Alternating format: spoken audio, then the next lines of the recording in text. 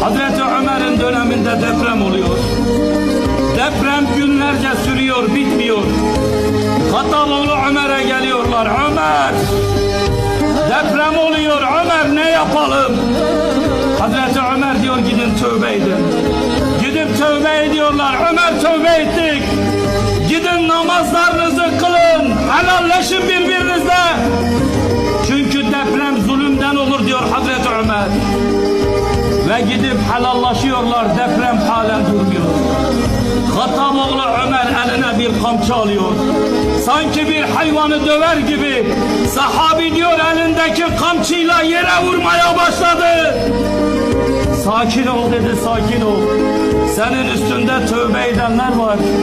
Senin üstünde Allah'a iman edenler var. Hattaboğlu Ömer aramızda yok ki yeri kamçılasın. Ama içimizde tövbe edecek olanlar var.